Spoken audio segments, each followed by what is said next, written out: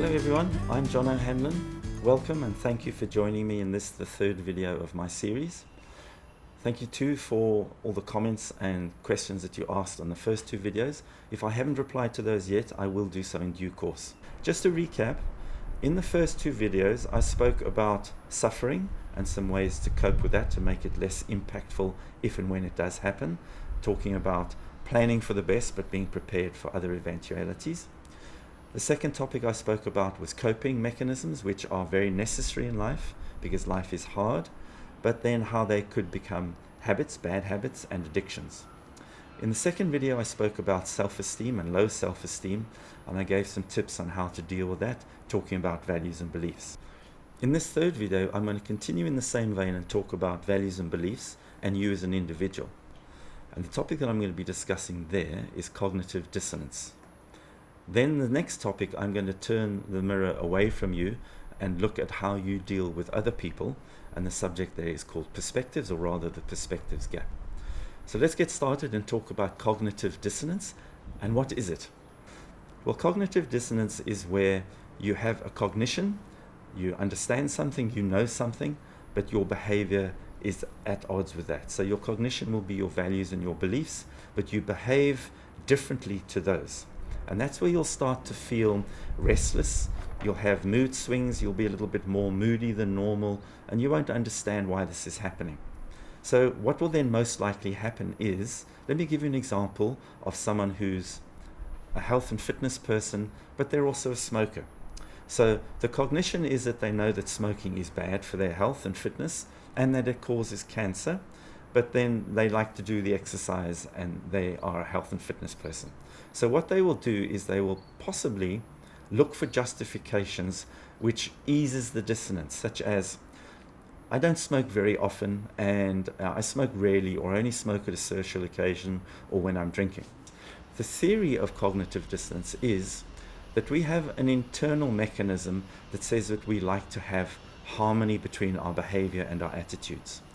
If there's a disharmony, then something needs to happen to restore the balance of that harmony, and we will either have to change our values and beliefs, or we will have to change our behavior. If you find through your restlessness or your unnatural behavior patterns that you do have cognitive dissonance, then there's a 7-step process that you can follow to try and manage that and sort it out for yourself. The first 3 steps I spoke about in my second video. So the first one is you have to list your values and your beliefs. The second step is that you have to understand where those values and beliefs came from, how they arrived in your life, given to you by the circumstances in which you grew up, media, voices of authority, etc. Those two put together will indicate to you the person that you have become, not necessarily the person that you really are today. So then the third step of the process is to look at who you really are today and make a new list of values and beliefs, which tells you the kind of person you are today. Then we go into the fourth step. The fourth step is where you look at your current attitudes and behaviors, and you look to see if you are doing anything that isn't in line with those values and beliefs and is contrary to those. The fifth step would then be to say, okay, so now you know something is out of balance, which is why you have the dissonance. You either then have to adjust your behavior or you have to change your values and beliefs. That pretty much is the 5 key steps. There are 2 others. Steps 6 and 7 are things that you can use in case the first 5 don't seem to be working. So number 6 is where you can go and look for additional information which will provide further justification for your current behavior patterns. So for instance, an example of that would be something like, if you eat certain food stuff, let's say cheese, which you know provides a lot of cholesterol to your diet, and you're worried about that because cholesterol supposedly causes heart disease, then what you can do is you can go do some studies and find more about cholesterol and heart disease, and maybe what you will discover there will justify that maybe cholesterol isn't so bad and doesn't create heart disease, so now you have created less dissonance in your behavior. You can do that one for yourself. The 7th step is where you can then lessen the importance of one of your values and beliefs. For instance, being a smoker, you could say, well, I'm happier to have the joy and the pleasure that I get out of the occasional cigarette, rather than the additional years that it might mean to my life, which is unknown. So I'm happy to continue smoking. The second topic that I'm going to discuss with you takes away the mirror of you looking at yourself as an individual, and now you're starting to look at how you behave with other people. It's called perspectives, or I call it the perspective gap. The dictionary definition for perspective is an attitude or a point of view or the way somebody regards something. The second definition refers to taking a three-dimensional object, putting into two dimensions so that the depth, length, height, and position appears correct relative to each other. And it's important to remember both of those definitions. You'll often hear people say you need to put it into perspective, or maybe even you need to put it into context. Now, if they were saying this during a discussion or even a heated discussion, that would be useful because it would indicate that they're willing to listen to the other person's point of view. But generally that doesn't happen. Let me give an example, two examples of what the perspective gap means. In your life, you have various touch points, you have various voices of authority, circumstances in which you grow up in, and lots of different experiences which you will interpret differently. Even I, as a twin, my twin brother and I have had different experiences and interpret them differently.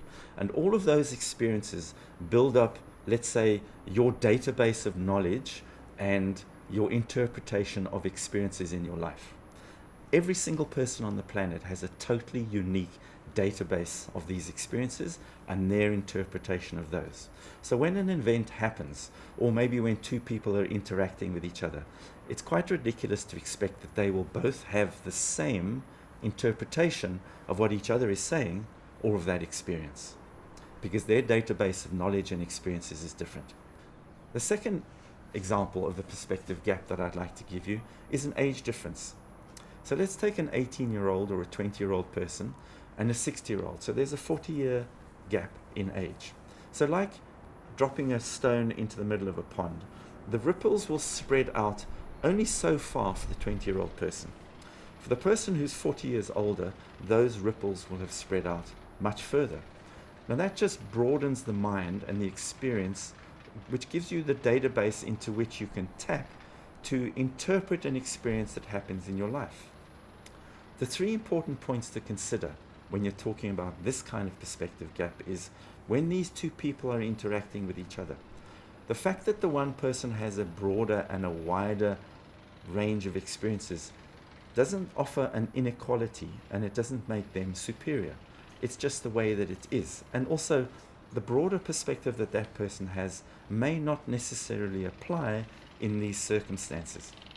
Secondly, if you consider now you're going to have an interaction with that person and a discussion, which might even become heated or contradictory, consider the second definition from the dictionary about the perspective gap. If you understand that the person that you are dealing with has a smaller database of knowledge to interpret what it is that you are saying or the way that you are behaving, so you'll look at their potential perspective from its height, its width, its depth, and its position relative to yourself and your perspective, then you'll be far more peaceful and you'll be far more tolerant of their different perspective to yourself. And then you can smile, you can have a few deep breaths, and you can understand that your understanding of the situation will be different. And that brings to an end this third video. Thank you very much for watching. Please don't forget to add your comments and your questions at the bottom. Look out for my webinar, which is going to allow you to interact directly with me. Thank you once again, and everything the best to you all.